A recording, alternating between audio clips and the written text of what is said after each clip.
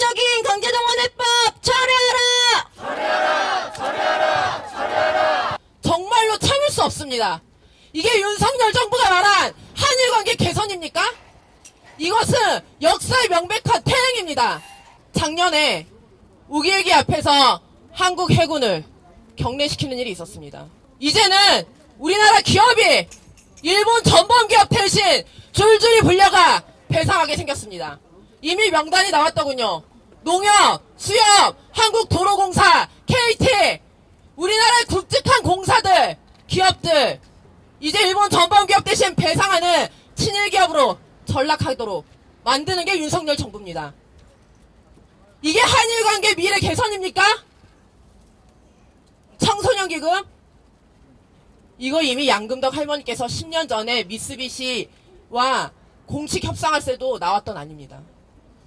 피해자가 사죄배상 없이는 절대 안 된다고 박찼던 그 안을 어떻게 지금 우리 외교부가, 우리 정부가 그거를 해법이랍시고 들고 올 수 있는 겁니까?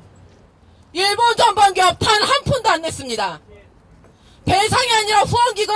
그따위 거 필요 없다고 피해자가 말하고 국민들이 말하고 있습니다. 국가 권력이 이따위로 해도 되는 겁니까? 김대중 오부치 선언 계승한다고요?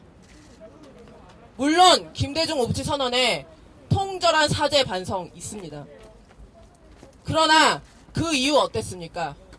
아베 정부는 고노다바부터 검증하겠다면서 건번이 부정해왔고 지금 이 지경에 이르렀습니다. 그리고 그 당시 김대중 오부치 선언에는 일본이 한국에 대한 한국 민주화 운동에 대한 존중이 있었고 김대중 대통령이 일본에 대해서 전후 이후에 평화체제 비핵 3원칙을 지켜와서 전수방위 원칙을 지켜온 노력에 대한 평가가 있었습니다. 지금은 아닙니다.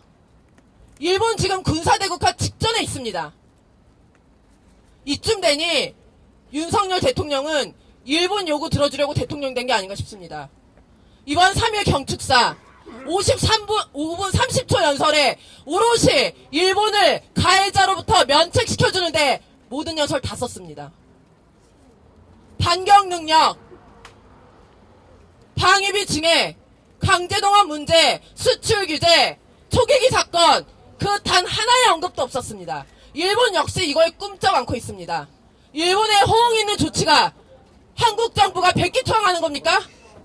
정말 많은 문제들이 있어서 반대하지만 일본이 식민 지배를 불법이라고 생각한 적 단 한 번도 없고 지금까지도 합법이라고 주장하는 그 주장 그대로 받아나 이번 안을 제출했다는 것이 가장 큰 문제라고 생각합니다. 역사적으로도 절대 인정할 수 없습니다. 피해자의 투쟁을 봐서라도 절대 용납할 수 없습니다. 이 투쟁의 시작을, 끝을 반드시 친일 매국 윤석열 정권을 무너뜨리는 대로 할 것입니다.